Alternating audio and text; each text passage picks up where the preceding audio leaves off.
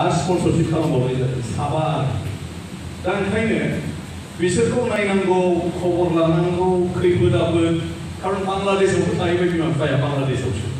ओंखायनो जों जाहाथे बयबो मोनसे कनसार्न जालायलायो आरो आं डिसि एसपि बिथांमोनखौबो दिनै हामलायदोंमोन नाथाय गाबोन ल' एन्ड अर्डार मिटिंनि थाखाय बिथांमोनहा फैनो हायाखिसै खारन माखासे नियम नितिखौ लानानै माब्लाबा समस्या फैनो नागिरो बायरा हादोरनि मानसि थाया दा सानै फरायसा फरायनायनि बेलायावबो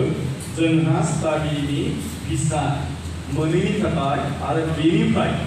जोंहा क्लियारेन्स नांगौब्ला गभर्नमेन्ट अफ इन्डियानो जोंनि लकेल एडमिनिस्ट्रेसननिफ्राय माखासे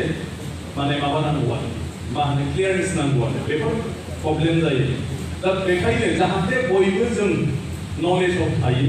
आरो बे बांलादेशनिफ्राय फरायफैनायफ्रा खुनु खारनाव जाहाथे बेफोरबायदि माखासे टेकनिकेल प्रब्लेमनि थाखाय खैफोदाव गोग्लैनाङा जों बयबो सिनायलायखायोबा मोनथिलायखायोबा जों बयबो आवगायलायनानै बे समाव मदद होलायनो हागोन बे हिसाबै दिनै बेवहाय बे डिनारखौ खालामहरनाय जादों जयैनो ओंखाम जालायनानै खुनु मिटिं सिटिं गैया जास्ट मोनथिलायनो आरो सिनायलायनो बे हिसाबै आरोखि ओंखायनो बयबो जिहेतु बेस्थ' 7 बाजियाव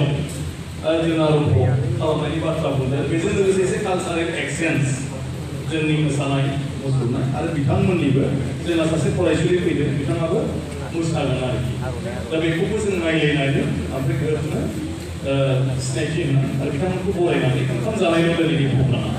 ओंखायनो बेखिनिखौ आं जास्ट फोरमायबाय आरो बे हिसाबैनो गासैबो गार्जेन जोंनि आफादफोरनि दैदेनगिरिया थानो हायाबाबो सोरबा नङा सोरबा जाहाथे जों बयबो नलेजाव थायो जे जोंनाव बांलादेशनिफ्राय बर' जोंहा फरायसाफोर दंफैयो बे जाहाथे जोंनाव नलेजाव थायो बेनि थाखाय जों सिनायलायनो मोनथिलायनो दिनै बेखौ खालामब्रबनाय जादों ओंखायनो दा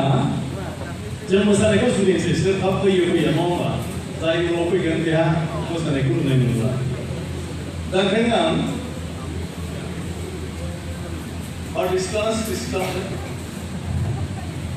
सिख्ला ग्रुपखौ आङो मोसानो थाखाय खावलायबाय जाहाथे दिनै डिनाराव फैनाय बयबो एसे दुखु खस्थ'नि गेजेरजोंबाबो गोसो गोरबोआव गोसो सिङाव गोजोननाय मोनो आं बिथांमोनखौ खावलायबाय